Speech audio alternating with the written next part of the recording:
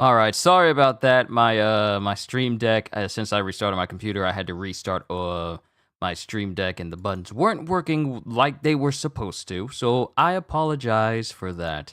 It's good to see you, Ginger, Gabby, and Michael Malger. I saw y'all in chat. Don't know if they're here now, but what matters is that I see you. So let's go ahead and get started, everybody. Wait, why does it say 1:45? I set it to 12:45.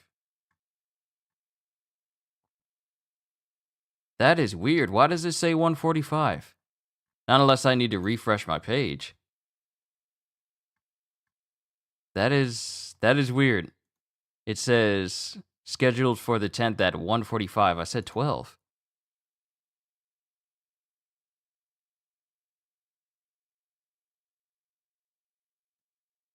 That is very weird. I don't know why it says 1. I said 12. But what matters is that we're good. Okay. All right. Sorry, I got distracted by that. It should not be. Hold on. Let me let everyone know so that they don't think that it's going to be 1:45 when I actually do it. Hold on. Let me inform everybody.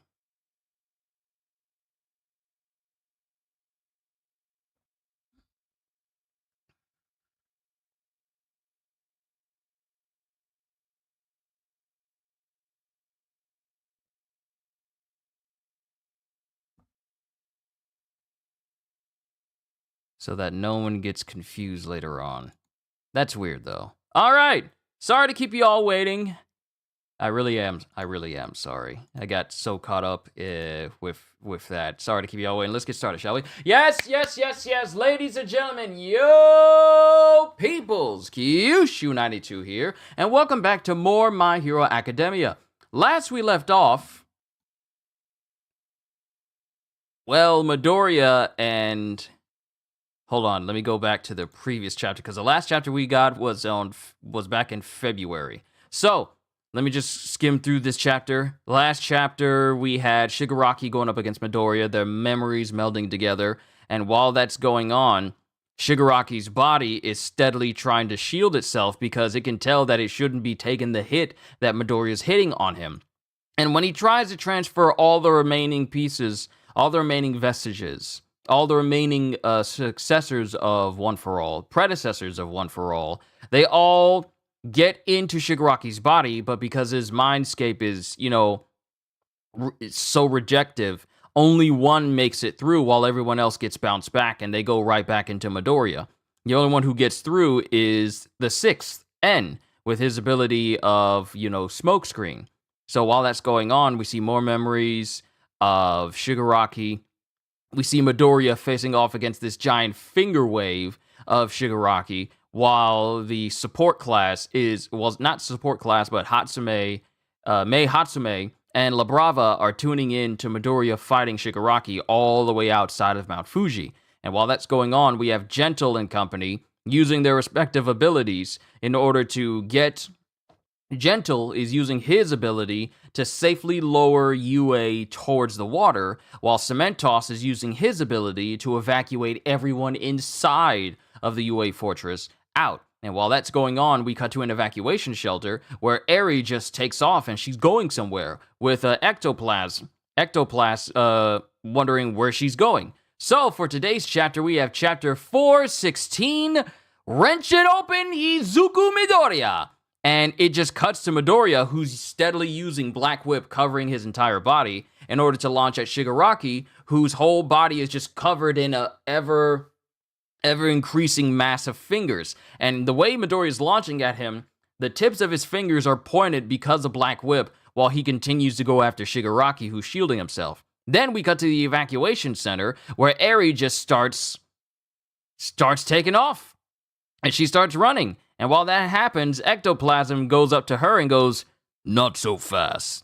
And then she says, "But I gotta help Deku." "Hundreds of kilometers lie between him and us. I can ride on the back in the big box, the same way we got here." The battles against Dabi, Magia, and All For One were far more destructive than anticipated, damaging even our evacuation system. A return trip is not possible. Besides, Your rewind energy is not yet replenished. Rushing to him now would be fruitless. You know this much after meeting with Eraser. And it shows Eri, who was talking to Eraser, with him going, Me? I got run over by a dump truck, but don't worry, I'm on the mend. And this is when Aizawa was, after the events of Shigaraki first waking up and all the destruction that happened right then and there. This is Eri looking at Eraser, wondering what she could have done to help him out.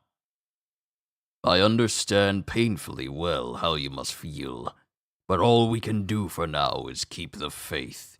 As everyone is tuning in to Midoriya fighting Shigaraki and fighting through all of his fingers. And then she remembers back when Midoriya was talking to her. You've got a dream of your own, Eri? You got a dream of your own, Eri? That makes me want to try extra hard myself. And it shows Midoriya as he's steadily fighting Shigaraki, and Eri she's just wiping the tears from her eyes. And then a hand goes over and grabs onto hers. You know how Midoriya is always about to burst out crying? Yo, and it's Koda. It's Koda who's holding her hand. Man, this is, I can't call this a callback. But I will say that just seeing the people who Midoriya's lives have been changed, who had their lives changed by Midoriya, seeing them come together when we've never seen them meet before, I like how Horikoshi is doing this. Oh, Koda. I'm kind of a crybaby just like him. And when I see him fighting so hard, it makes me feel like I gotta take action too. And this is when he's there after, this is Koda thinking back when he was facing off against, Muscular. And then he also thinks back to when Midoriya showed up to the UA, after he was so tired and his classmates brought him in and everyone wanted him out. He's thinking back to when he and the lady, I forget her name, he and the tall lady, rushed to make sure that he was fine ahead of anyone else. And then it cuts to the guy who was so quick to say, like, why should he stay here? He's looking up, going, will we get to go back to our old lives eventually? Say you get to rest here for now. Will we get to go back to our old lives eventually? The same guy who was posing this question to Midoriya, asking whether or not, if he gets to rest here, will he be able to end this war, end this whole thing? The same person who was joining with others, who was so quick to say, like, he doesn't need to be here because we're safe. If he's here, then All For One would come after him, and then he'll get all of us. Everyone was so conceited, thinking about themselves, and now he himself is just watching on as Midoriya is fighting for everyone's life. Then we cut to Midoriya, who's steadily contending with Shigaraki, whose fingers keep expanding all over the place. It's like a weird fleshy type deal that's going on. Sorry. My vest does not like to stay in one place because I keep moving. Midoriya is just holding his own against Shigaraki, even though he's lost a couple quirks. He's still holding his own. Everyone is in this together with me, so yes, we'll bring it all back. And these are the words that he said to this one civilian guy with the All Might shirt. Then we cut back to the UA Fortress as everyone is being evacuated outside, and we cut to Yaoyorozu, who's there with Kaminari. Monoma, hang in there! Because remember, Monoma was really there to emulate the, I forgot the guy with the power to have water. Well, he was there to emulate and copy Aizawa's quirk erasure, basically. Just to make sure that Shigaraki couldn't rot anything, and he's basically on a gurney right now as everyone's tending to him. Monoma, hang in there! Then we have Yaoyorozu. Midoriya has once more adopted that dark form of his. As they're seeing the footage of Midoriya taking on Shigaraki, and with these clawed hands that he has, he's just slicing through the fingers of Shigaraki. And Kaminari is just looking on, and he still has that dazed look in his eyes because he's overused his quirk. He's, hanging on to Yaoyorozu, and he goes, Momoyao? In comics and stuff, they got characters who will be like, I believe in my pal. Total faith. Usually it's somebody on the sidelines who'd be shouting that, like me or Kirishima. I'm sorry to say I haven't consumed those particular works of fiction. Not much of a shonen reader, right? That is such a meta thing to say, considering this story is a shonen story. Well, Midoriya's probably like the strongest guy in the world now, so why don't I feel like everything's gonna turn out okay? Turn out a-okay. The way All Might used to inspire everyone. Momoyao, does me being all anxious and worried mean I don't got faith in him? And Kaminari just start getting teary-eyed because he's having these thoughts. Then we cut to another location as the news helicopter that was watching the fight between All For One and the other heroes out in the desert area, like out in the arid spot part of the landscape. They touch down and we have Suyu here. Yeah, because we've got a girl here who's in pretty seriously bad shape. And they're talking about Uraraka. And she's being held in with some seatbelts inside of this helicopter. Gravity something or other. I forget her name. That girl from UA. Anyway, the chopper will get here there soon. And then we cut to another helicopter that goes to the section where all the heroes who met... Well, actually, the space where I was talking about earlier, that's the space where Uraraka and Himiko Toga were facing off. We cut to another helicopter that touches down to where the rest of the heroes were doing their best to keep All For One from getting closer to Shigaraki. Mount Lady, Hawks, Tokoyami, all of them. They're here. UA robots are on their way. That gravity girl might not pull through. Hex. Hey! We got a live feed of Midoriya. It's looking crazy. Forget that. Focus on these folks. And then it cuts to Hawks, who's just barely conscious. He's not opening his eyes, but he's just thinking, gravity. Right. The one who... And Hawks is thinking back to when Uraraka was there rallying all the people. If all of us are even a little capable of seeing each other united as one, then... And then it cuts back to Midoriya, who's steadily fighting Shigaraki. Then it cuts to the rooftop, where Rocklock and Lady Nagant are on the roof. Why did I follow after Midoriya? He managed to wrench open my heart. And then it shows Rocklock, who's just sitting there.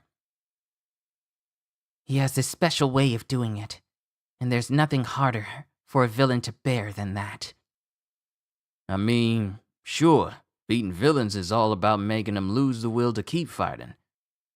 I bet that's what he's up to right now. He's not merely out to punish evil like it's all so black and white. That boy's dream is taking him down a thornier, more nuanced path. And that look on his face, when he's up against the wall and running himself ragged? It makes you want to risk it all to back him up. As it shows Midoriya's face on a wide panel, it shows his face screaming out, and I guess tears are coming out of his eyes as well as he's screaming and fighting Shigaraki, and he's bleeding all over, like it shows cuts over his body, spraying out a little bit of blood, and everyone is watching Midoriya fight Shigaraki, and then someone says, "You can do it!" And then it has Shigaraki, who's just like covered in all these fingers, and he's just screaming, "Get the heck away from me!" As he's putting his hand up just like his father did right before Shigaraki killed his father, going, "Stop! Tenko!" And then it shows Midoriya punching towards Shigaraki, and then, all of a sudden, Midoriya is right in front of Shigaraki's house. Before everything went down, before Tenko's decay ability made him pretty much kill all of his family members, it shows the house before then, just perfectly in front of Midoriya. And then it shows Midoriya going from his current state into his clothes when he first joined and started at UA, as the words of Shigaraki echo, The destruction of everything stemming from that house. So now we have Midoriya, who's finally made it to the origin of it all. Midoriya got through. He's managed to get to the memories, the farthest reaches of Shigaraki's mind.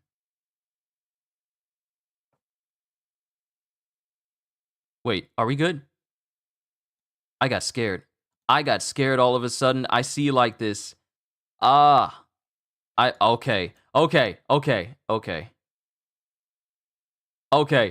got scared all of a sudden because when I reset my page,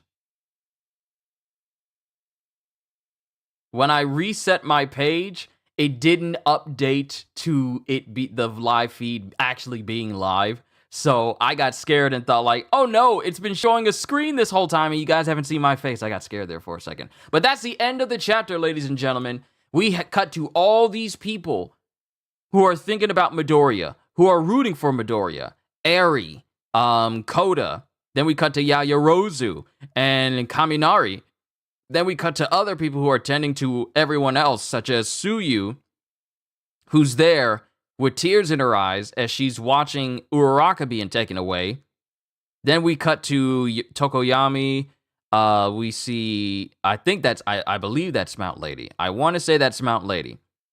That's either Mount Lady or Makia, but I don't think it's Makia. But we have Hawks here as well, and they're all thinking about like Uraraka. Then we cut to Lady Nagant and Rocklock, and how Midoriya has had such a massive influence on the people he's encountered, both hero and villain alike. For Lady Nagant, who was once a villain, former hero and villain, her life has literally been changed from her initial fight with Midoriya. And with that, I mean, it led her to fighting All For One and led her to fighting against Shigaraki and using her abilities to help them out. It just shows you just how much of an impact Midoriya has had on the lives of every single person he's interacted with. And as this is going on, you get people who are muttering, and then you have someone scream out, "You can do it!" And as this is going on, Shigaraki is getting, I wouldn't even say getting desperate, he's getting more and more tense, because he knows that Midoriya is doing something to him, and he's trying to keep Midoriya away. Because at first, Shigaraki had the mindset, "Yo, Clef, it's good to see you." Everybody watching Deku fight brings me back when they were watching All Might fight All For One. Yeah, You mad genius. You're right. This is exactly how everyone was watching while All Might was having his final fight with All For One. And then he was put in a state where he was no longer able to access his muscle form as much. And he was literally using the last embers of One For All in his body before, Midoriya took over. This is literally that. Everyone watching this dire situation where the world's greatest villain is now facing against his one and only adversary. The one person capable of bringing him down. Everything has come full circle. When All Might said, "Now it's your turn," this moment really is Midoriya's turn right now. This is the crucial moment that All Might was referencing. Now, he didn't see that it was going to be Shigaraki who would be the great threat in the world, but when he said it was Midoriya's turn, this is that moment. This is that moment where Midoriya is going to have to come out of this with his fist up in the air, standing over a defeated foe, and then the world is safe. This is that moment. Such a callback. Midoriya going up against Shigaraki like this is such a callback to what All Might did against All For One. But seeing this and here's the thing that sticks out to me, especially about Shigaraki in this chapter, is how over the course of this battle, Shigaraki has just been smiling and thinking about like destroying everything, reveling in it. He's been the one who's been on the offensive, while Midoriya has been on the defensive a good chunk of the time. But now it's gotten to a point where he wants Midoriya to stay away from him. He's literally screaming out, "Stay the heck away from me!" Because he knows Midoriya is doing something to him that he can't quite comprehend. He knows Midoriya is an actual threat to him. Because over the course of Shigaraki being the character, he has always been this individual who does not hesitate to kill people, does not hesitate to be the one to rush people in order to take them out. Literally, his first encounter when he's getting close to killing, I want to say, Suyu back when they were first training in the beginning of the story, and all the other times when Shigaraki's fighting, he's always been the one who's been ready to literally deal the final blow and be on the offensive, especially after his quirk evolved and allowed it to be even far more dangerous than it's ever been before. He's never been one to be shy away about overwhelming force and collateral damage and going out of his way to murder as many people as possible. But now we're at a point right now where Shigaraki is in a state where he wants the person he wants to murder the most to stay away from him.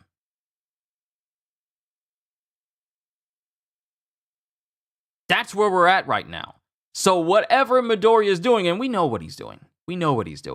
But what Midoriya is doing is a threat to Shigaraki. Even his whole body is mutating and contorting and shielding him in response to the threat that Midoriya poses, beyond Shigaraki actively doing it. It's like his body's doing it on reflex because it knows how much of a threat Midoriya is. And it's gotten to a point where he's literally yelling for Midoriya to stay away from him, which means this fight is coming to a head. Well, it actually has come to a head. It's not coming to a head. It actually has already. Because the very spot where Shigaraki was saying, like, the destruction of everything stemming from that house, we are now here where Midoriya gets to see the house that Tenko grew up in. Honestly, when Shigaraki said, like, everything stems from that house, I thought that they were going to go back to that house. That's where I thought the fight was going to take place. I thought it was going to take place at the ruins of where his house used to be. But Midoriya literally punching through the memories deep into the mind of Shigaraki, physically and mentally speaking, we are now back at the point of origin for Shigaraki, at the house where everything went down. So things have come to a head now, which means that this fight is getting closer to be over, because now we're back at the house. Yo, CDs, it's good to see you. Good afternoon to you as well. But that's where we're at right now. We have reached the house of... It's called House Shimura, right? Because Nana Shimura, Tenko, yeah. Yeah, we're back at the Shimura house. Way back when, before it got destroyed. So now, and the thing is, we are not going on break after this. We have reached the house of Shigaraki. We have reached the house of Shigaraki. So now, who knows what's going to happen while Midoriya is going through the memories of Shigaraki, because they're both exposing each other to their... Look at you, homie, looking sharp. Thank you. Love the pink tie suit. Yeah, this is part of the color scheme for the choir and the band members for today at church. So yeah, I had to look good. I had to look snazzy. I had to, put my vest on, look good. Got to look straight. A man must always be clean. Nice, got to be nice and everything. But back to the story. We are now at a point where the memories of Midoriya and Shigaraki have melded together, and now Midoriya is openly seeing memories that were once suppressed. Because here's the thing, the whole matter of Shigaraki building up this big mindscape was to keep those memories down so he could just be a being of hatred and malice, who at one point was going to be the new vessel for All For One. But now that that's gone and out of the window, Shigaraki's will is overriding the vestige of One For All in his mind just completely. And All For One himself is gone. Shigaraki basically built up these mental scapes, these mental mindscapes, in order to just be a being of just pure hatred and malice. But since Midoriya is able to access these once suppressed memories, memories of Tenko, who was already buried deep within Shigaraki's mind that Midoriya has been trying to get at ever since, now it seems like all the efforts that Midoriya and the vestiges of One for All have worked. Now, mind you, it doesn't show the rest of the vestiges accessing the rest of Shigaraki, getting into Shigaraki, so they can break open that mental scar that is never healed over after all these years. We don't see that yet. But since Midoriya is able to see the memories of when Shigaraki was basically Tenko, when he was a kid, it means that the plan is working. Because we've gone back farther and farther into Shigaraki's mind, into his memories, where we have now accessed his childhood memories. The very same thing he's been trying to suppress this whole time, now we're able to see it. Now we're literally at the front door of these memories now. And everyone is like really wanting to root for Midoriya. But some are feeling like Deku will take #1 pro hero while at a young age. If that happens, that would be crazy. The youngest #1 hero. That's something to keep in mind. Mind you, once all is said and done, everybody needs to rest. Because this has been one of the craziest wars I have seen in manga. Like, it's been a crazy war. Like, just this has started many years ago. I want to say, how many years ago? Maybe like 2 years ago, where things were seriously going down for My Hero. I want to say 2 years ago. Maybe it was a little bit more than that. Someone will correct me later. But we have reached a point where the most crucial of moments are about to happen. And I say that because accessing the younger memories, the oldest memories of Shigaraki, can give way. I'm not into MHA, but what's the meaning of hand thing on his face for? So, just to give you a brief synopsis about Shigaraki, the hands that are on Shigaraki, that were on Shigaraki's face, because it's gone beyond that. It's gone beyond him having like hands on his face now. But at a young age, Tenko was, mistreated by his father, and there was a lot of pent up anger in him because of that. His family, the rest of his family, treated him well, but his father mistreated him because his mother, Shigaraki's father's mother, is his grandmother, who is also a pro hero. And she left. She left the family, and she later became the, user of One for All before All Might. So when she left, there was a lot of bad blood between Nana Shimura and her son. And because of that, he ended up mistreating Shigaraki. At the time, his name was Tenko, but Shigaraki was the name that All for One gave him when he found him. At the time, he was mistreating and even harshly disciplining Shigaraki when he was a child, just because he wanted to be a hero. Tenko wanted to be a hero. Shigaraki wanted to be a hero and looked up to his grandma and brought up her names a couple of times. And this caused his father to, sometimes beat him, sometimes mistreat him, and, berate him as an individual. So it got to a point where Tenko's quirk ability awakened one night. And when he was consoling his dog being sad, his quirk, which is called Decay, decayed his dog.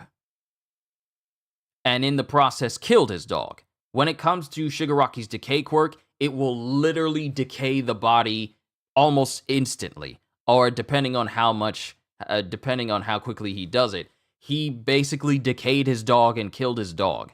And he didn't want to, but he was just so distraught. His emotions were all over the place. So he inadvertently used his quirk to kill his own dog. And that made him distraught and sick. And his sister saw this happen. Now, she was scared seeing her brother accidentally kill their dog, so she tried to run away. But Tenko, still in this emotional state, tried to reach out for his sister, and the decay quirk activated again. And in that moment, he also decayed his sister and killed her. So, when that happened, he sees that he's killed not only his dog, but also his sister as well. It's not his fault. He just didn't have no control. He lost control because he's been so emotionally distraught. So when that happens, the rest of the family sees them. And it starts to extend to them as well.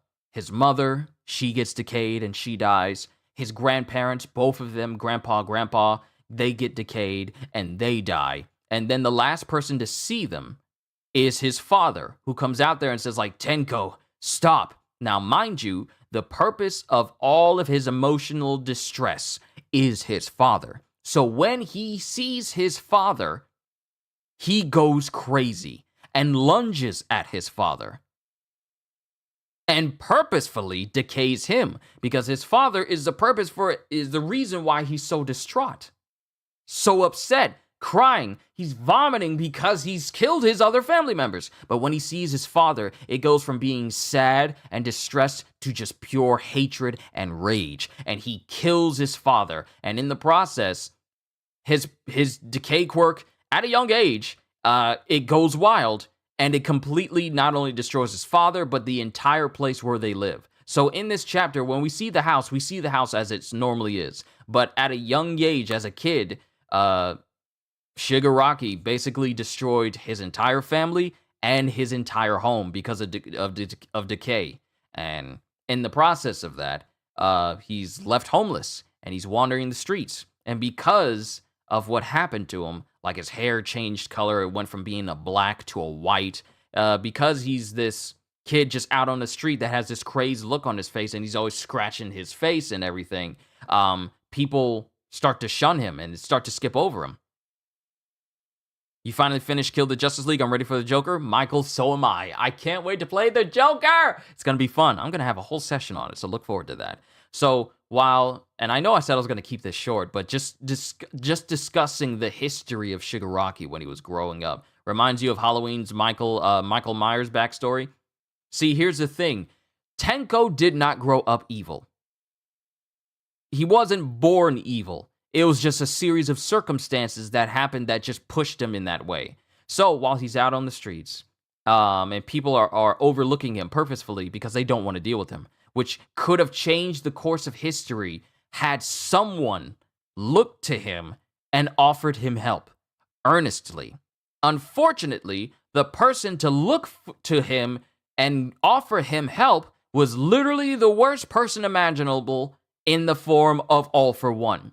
The thing about All For One, I honestly believe he's been watching Tenko, knew that he was the relative of Nana Shimura, literally the last last user of One For All that he had to face and failed to steal One For All from. He knew that he was related to Nana Shimura, so a long plan got enacted for him to basically use Tenko and groom him from such a young age. From such a young age, he groomed him to just be this individual that hates heroes, that hates life, to be this vessel of hatred, malice, and just anger. Because in the end result was All For One wanted to make Shigaraki, as he's then christened, an individual that he would later turn into a vessel that would allow him to finally steal One For All and claim all that power for himself, using Shigaraki's body as that key to get him getting that power. Deku and Shigi are basically the same person, but with different lives. Basically, whereas Shigaraki was brought up in a home that was happy for heroes, and Deku was brought up in a home that was happy for heroes, the way they turned out are significantly different. Midoriya had a fantastic upbringing, even though he was born quirkless, and his mom was, said words to him that he didn't want to hear at the time that would have encouraged him. She still basically had a good outlook and raised him right, whereas Shigaraki was raised in a home that was very quiet about heroes because the dad had a vendetta against the grandmother, Nana Shimura, and that caused the upbringing of Tenko as a whole to be messed up because the father was bitter, which led to the events that has them at odds right now, where Shigaraki wants to destroy everything and the world. And we have Midoriya, who has seen nothing but adversity the entire time he's been a hero, basically, because that's what he is. And Midoriya has not stopped with his mindset of saving people, even if they happen to be villains. Because how many people has he faced that he's seen as villains, but some of them he saw the good in them? and was able to resonate with them. And in that same instance, these people have put forth their efforts to help Midoriya. That shows you just how much of a difference Midoriya has made in people's lives. Where even though a lot of people flocked to Shigaraki, Himiko Toga at first was just this homicidal maniac who thought that the purest form of love was for her to become the person that she loved, and that include consuming their blood and everything, and then becoming that person. But her worldview was turned around thanks to the efforts of Ochako Uraraka. And the way Uraraka operates as a person was influenced by Midoriya. Mind you, she already had like a good mindset, but her being around Deku, her just flat out being around Deku, was the real reason why she progressed as a hero with that mindset because of Midoriya's influence. And now we're here with these opposing mindsets at odds with each other. But now it seems like when Shigaraki at first was like so gung-ho about taking down Midoriya, destroying everything, killing everybody, now it's at a point where he doesn't want Midoriya to get away from him, to get close to him. He wants Midoriya to stay away from him because whatever Midoriya is doing is working. There's a theory going around that All For One stole Decay Quirk from Deku and gave it to Shiggy. People are saying that we might see that in the next chapter. Or there's a theory that people are saying All For One gave Shigaraki Decay. Well, I'm not going to say anything towards these types of theories because now it brings up the question, why...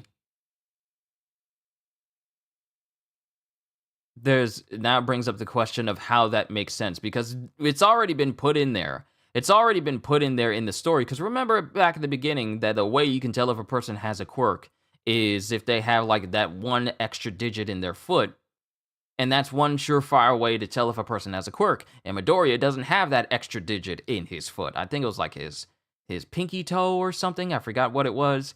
But I don't know how I feel about a theory where Midoriya had the Decay Quirk first and then gave it to Shigaraki.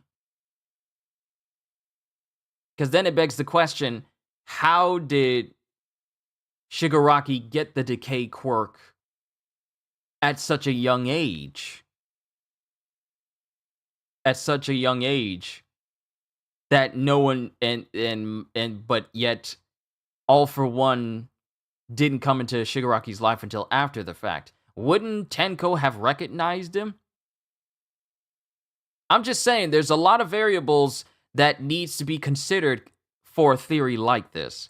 And I don't know how I feel about Midoriya having a quirk first, and then having it taken away, and then we go down this whole character progression arc for Midoriya about he's always been this quirkless individual who's never had a quirk, and the reason why One For All resonates with him so well is because All Might and Midoriya were already quirkless. So I don't know how I feel about Midoriya having a quirk at first, and then having it taken away, and then he's basically quirkless, and then he has One For All again, and then it just turns out like, Midoriya had a Decay Quirk this entire time. I don't know how I feel about that. It just doesn't sit well with me.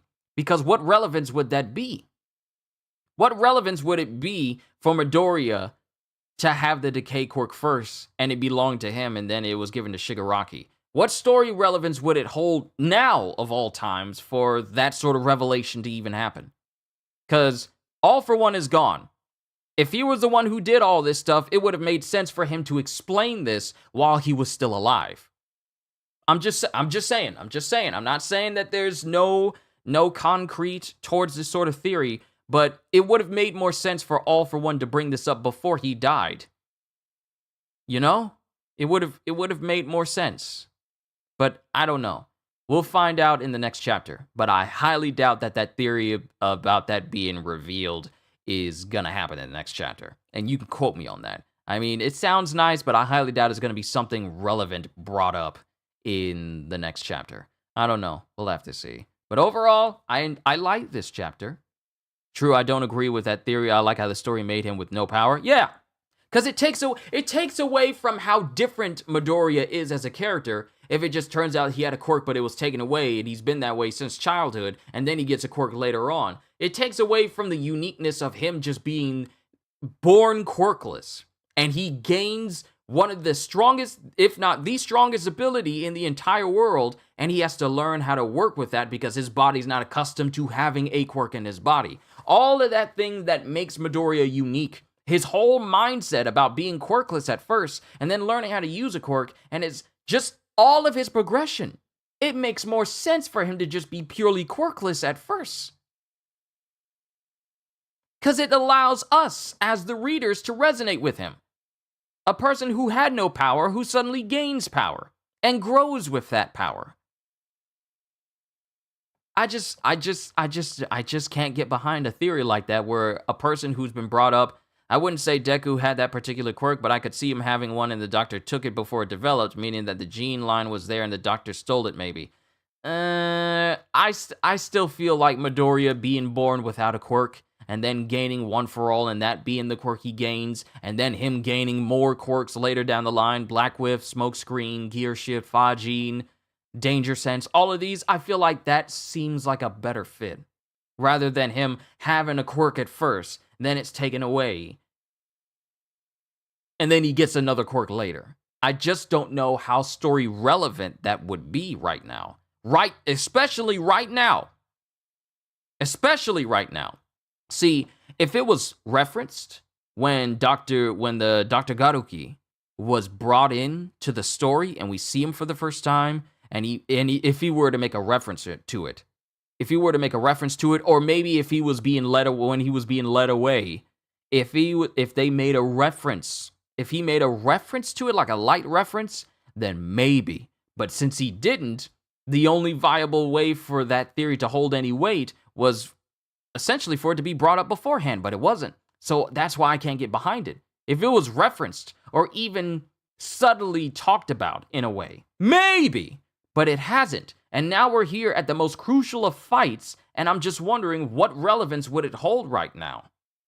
It would have made more sense if before the war happened, before this massive hero-villain war happened. But now I feel like it's too late for such a thing to be even a factor or relevant right now. I just feel like it's too late.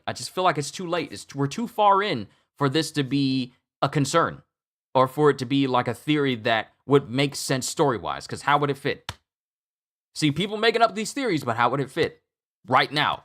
Especially right now, how would it fit the way the story's going? But that's just me. If people like this theory, by all means, go ahead with it, but I'm not with it. But yeah, overall, I enjoyed this chapter. I'm looking forward to the next one next week. I'm glad we're not going on break, so we get to see where things go from here. We get to delve deeper into the memories of Shigaraki, and hopefully we find a solution to Shigaraki as a whole.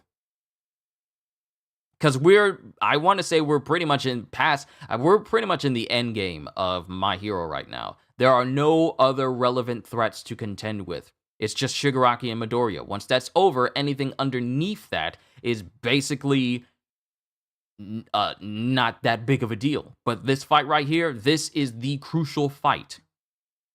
Oh, perfect timing. It's family. Give me a sec.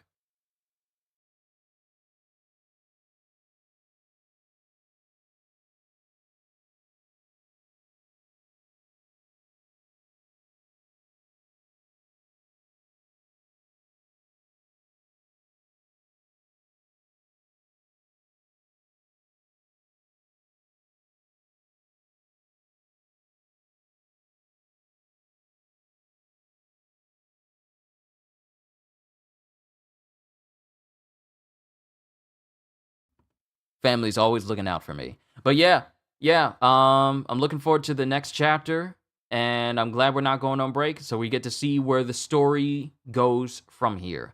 But I'm done, ladies and gentlemen. Kind of went a little bit longer with My Hero, but then again, I love to talk about this series on a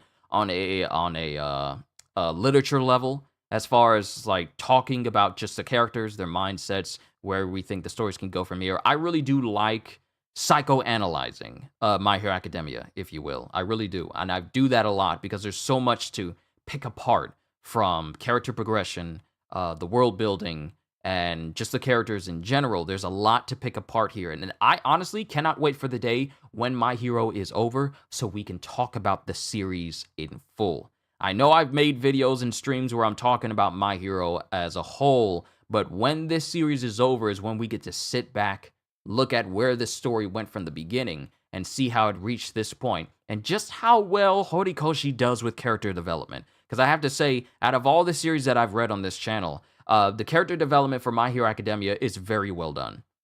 Not just for the heroes, but for the villains as well. It's very well done, and I love how he does it. I love how he not only focuses on the heroes, but also the villains, so that for some villains, you can actually feel sympathetic with. So I love how this whole series is done character progression-wise. I really love that, and I really look forward to the day when I get to talk about this series as a whole from beginning to end. I can't wait for that. But I'm done. We got a Jujutsu Kaisen chapter. Hold on. Before I confirm, because Viz likes to switch things up on me sometimes. Before I confirm, yes, we do have a Jujutsu Kaisen chapter, but it also appears that we're going on break for Jujutsu as well. So let me go ahead and get started with that. Ladies and gentlemen, this has been my live reaction to the newest chapter of My Hero Academia. As I'm enjoying this final, it has a great character balance between each side. That's the thing, it's blended so well. It's such a balance.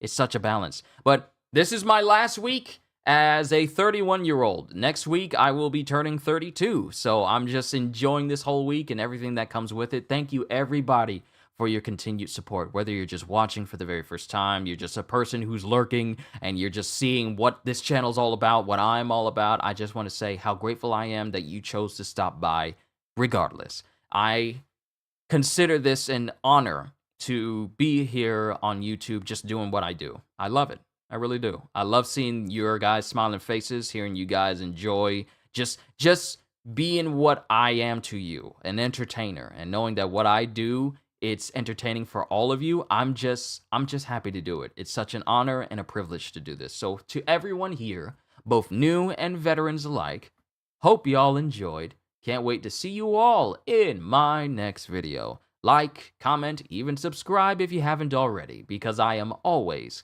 looking forward to entertaining you. So have a fantastic day. And once again, as always, later peoples, on to Jujutsu Kaisen.